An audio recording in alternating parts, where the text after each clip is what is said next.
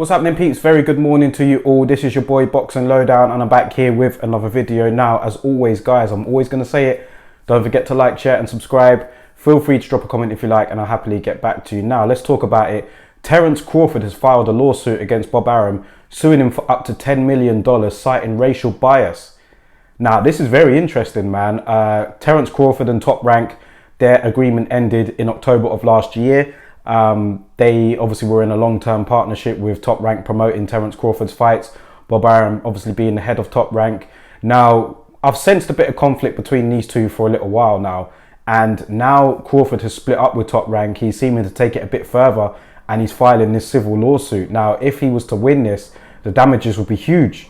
Now, let's talk about their actual relationship and what we know. We do know that towards the end, it was getting a bit fractured between the two.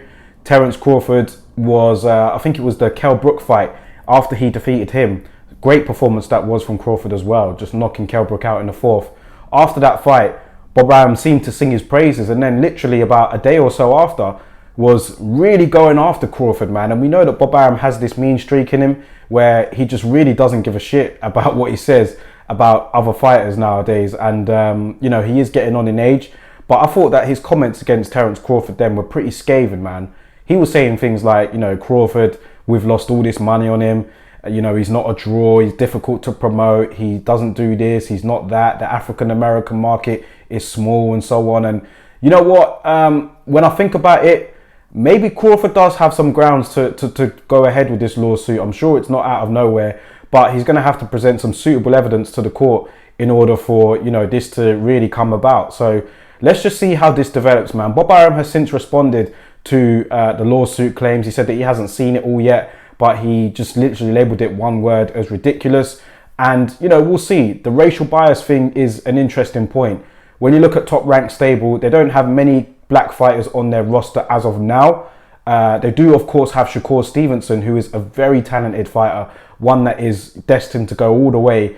Elite level talent he has. I mean, he's got all the ability in the world, this guy. So, you know, if Top Rank can do a good job with him, then hopefully he will get the sort of success to match his ability. But, you know, Terence Crawford is an example of someone who Bob Arum failed in that regard. You know, Bob Arum, I don't think that they've done Terence Crawford the best deal of service, man. I think that, you know, it is down to the fighter to some extent to put yourself out there and become a brand and everything else. But, you know, as a role of the promoter, and I said this when Bob Arum put those comments out last year or the year before, it's your job as the promoter to really push somebody out there like that. And, you know, it's easy to just come out and say, oh, there's no market for the African-American fighters out there, which is ridiculous. You know, there is.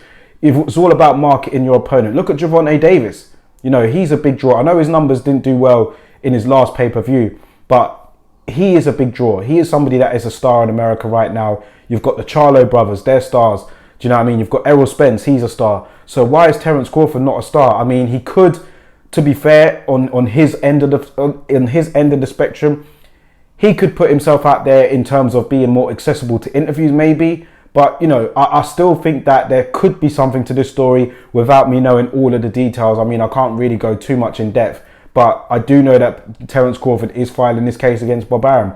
Bob Arum he's been on record as saying that, you know, the Latino market is a lot more easier to promote to. When you look at the, you know, the hugely you know, populated Latino areas, particularly in LA, like California, the Mexican contingent over there, you know, it's pretty easy to, you know, they do ride out for their fighter, and it is pretty easy to market a fight out there if you have a Latino fighter that has some sort of ability. So yeah, I get that, but, you know, as a promoter, somebody that's been in the game for so many years, it's really down to you to push your fighter out there to the right channels and, you know, get a sort of buzz behind your fighter. And, you know, he's delivering in the ring. There's no doubt about that. It's not like this guy is a terrible back foot fighter who's boring to watch and not entertaining. Crawford is very entertaining in the ring. He's got great ability. He's a switch hitter. He can box. He can bang. He can do it all. He's one of the top 3 in the world. So definitely, in my opinion. So yeah, maybe there will be more to this story, man. It's going to be interesting to see how it turns out. What are your guys' thoughts on it, man? I think that there may be some grounds to it. When you have a look at it from the outside, you know, there ain't many African-American fighters in the Top Rank stable, which, listen, it's down to Top Rank.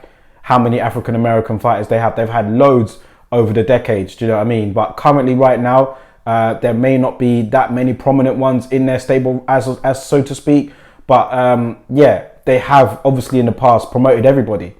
They've promoted the likes of Floyd Mayweather. They've promoted the likes of, you know, Thomas Hearns and Sugar Ray Leonard and all of those guys, Muhammad Ali. So they have got a large roster of fighters there. But yeah, they all count on individual basis, man. And maybe this one here with Crawford, we'll see where it goes. But I want to get your opinion on it, guys, man. Let me know in the comment section below your thoughts on this. Does Crawford have any grounds for this particular lawsuit? Is it a bit random for you? Did it come out of the blue? Let me know your thoughts in the comment section below, guys, and I'll catch you on the next video.